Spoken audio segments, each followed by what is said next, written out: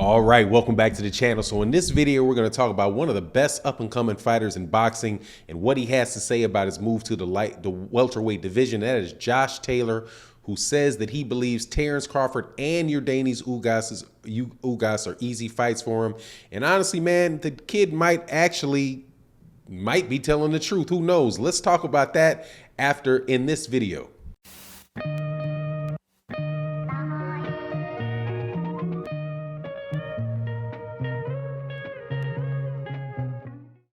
All right, welcome back to the channel. So in this video, again, we're going to talk about Terence Crawford, Yordenis Ugas, and Josh Taylor. Josh Taylor is a fighter that is not as well known by a lot of people, but for hardcore boxing fans that watch this channel, more than likely you know who he is. He is the 140-pound champion. He recently beat Jose Ramirez to unify the division. He's out of Scotland, and I'm telling you, this guy is a very, very good fighter. Usually, I'm not that high on UK fighters. They come over and they kind of jump to the top of everybody's minds with a lot of media coverage and a lot of talk about them without them actually having fought like world-class competition and really proven that they are a world-class fighter. I don't believe that that's the case with Josh Taylor. I think that Josh Taylor really has proven that he is a world-class fighter and somebody that deserves to be taken seriously at the 140-pound division and at the 147-pound division. And one thing that I really like about him is how cocky he is. Now, he says that he believes, what he wants to do in his career is he wants to move up to 147. And most likely the fight that he's going to get when he goes to 147 pounds is the Terence Crawford fight. But he also said something about Yordenis Ugas and how he sparred Yordenis Ugas and how the spar with Yordenis Ugas, he did what he wanted to do, that he knocked down Yordenis Ugas. So he feels like that, makes it that much more likely that he would be able to beat Yordenis Ugas in a fight.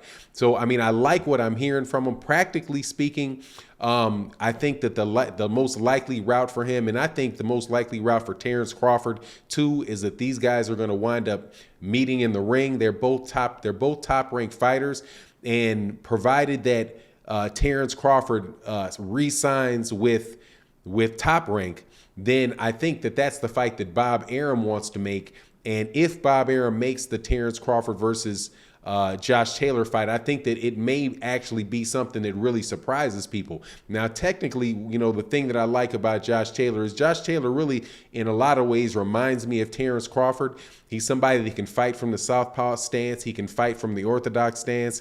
He's somebody that really can box from the outside, but he can also, when you want to get into a real fight, he'll actually get in there and, and exchange hands with you. So, and he's shown that he's had, a pretty durable chin from what I saw with a lot of the fights that he had, like Regis Prograis.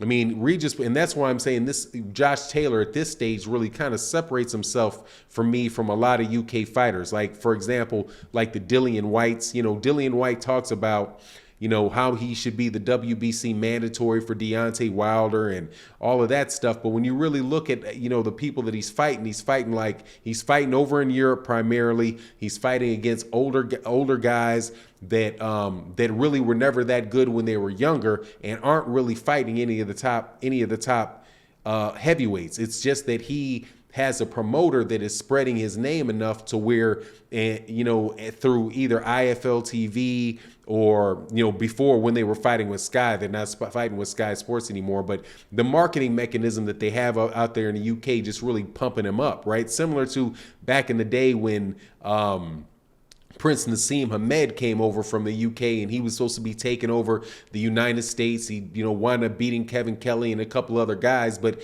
when it really came down to it, he got exposed by Marco Antonio Barrera, and after that, he never came back to fight anymore. Same thing with Ricky Hatton. Ricky Hatton, beat beat an aged Costa Zoo, and he was supposed to be the guy to beat Floyd Mayweather Jr., but when he gets in there with Floyd Mayweather Jr., he's completely outclassed. Same thing, he goes on to fight Manny Pacquiao. He fights Manny Pacquiao and is bowled over by Manny Pacquiao, and poof goes Ricky Hatton. So, but in this case with Josh Taylor has fought Regis Prograis, he's fought Jose Ramirez, and I think at least at 140 pounds, those were the two best guys at 140 pounds. And honestly, some people could say, relative to Terence Crawford, that Josh Taylor came up harder through 140 pounds and actually fought better competition through the 140-pound weight division than Terence Crawford did himself. Now, that doesn't necessarily mean that when he moves up to 147 that means it's going to be an easy thing for him.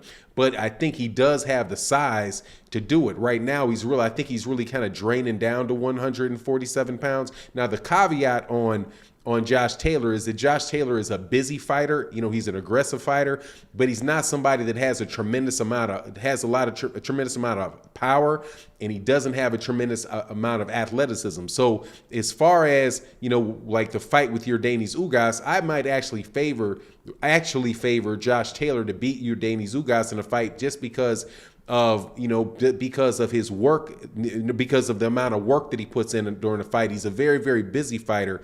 He's a very good counterpuncher, and I think that he has faster hands and faster feet than Yordenis Ugas does. But when it comes to Terence Crawford, when he says that he thinks that Terence Crawford is easy pickings or something like that, I don't believe that. And the only way that Josh Taylor is going to be able to pull that fight off with him is if, number one, it's over there in Scotland, which is something Bob Arum is aiming for, and he's able to go the distance with Terence Crawford. Then I think that you have a certain amount of politics that's going to come into play.